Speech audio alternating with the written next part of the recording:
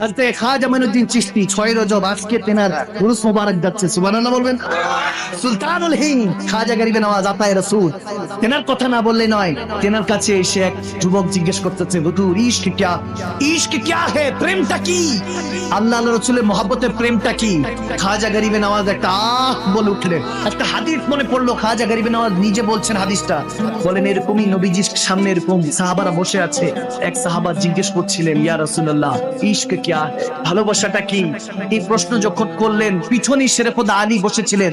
একটা গমের ক্ষেত, একটা ধানের ক্ষেতের মধ্যে, অর্থাৎ শস্য ক্ষেতের মধ্যে আমার নবী বসে সাহাবাদের সাথে গল্প করছিলেন, কথা বলছিলেন। ওই মুহূর্তে যখন প্রশ্ন করা হলো, হুজুর ইশক क्या है, ভালোবাসাটা হাকিকতে কি? তখন আমার নবীর কাছে প্রশ্ন আসার আগে পিছনে শেরেফুদা আলী বসা ছিলেন, তিনি আহ বললেন।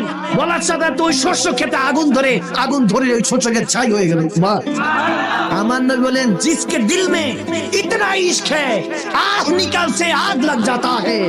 যার অন্তরে এতটুকু প্রেম আছে, আহ বের হতে দেরি নাই, আগুন লেগে যায়। বুঝবা তার অন্তরে আল্লাহ ইশক রেখেছেন, সুবহানাল্লাহ, তার অন্তরে প্রেম রেখেছেন। খাজা গরিবে নওয়াজ বলতেছে, ফির ভি তুম সুননা চাহতে হো, জানতে চাও যে প্রেমটা কি? তাহলে শুনো, যখন তোমার প্রেম হয়ে যাবে আল্লাহর সাথে, রাসূলুল্লাহর সাথে, তখন তোমার দুনিয়ার খেয়াল, দুনিয়ার ऐश ও আরাম, দুনিয়ার শোহরত, ইজ্জত, দৌলত, নারী, বাড়ি, গাড়ি, এই যত রকমের দুনিয়ার জিনিস আছে, তোমার কাছে আর সেলিব্রিটি ভালো লাগবে না, পপুলারিটি ভালো লাগবে না, ফলোয়ার্স নিয়ে তুমি চিন্তা করছো, কমেন্ট বক্স নিয়ে চিন্তা করছো, এগুলো আর ভালো লাগবে না। খাজা গরিবে নওয়াজ বলতেছে, দুনিয়াদারি আর তোমার ভালো লাগবে না, তোমার কাছে শুধু আখিরাতের চিন্তা আসতে থাকবে।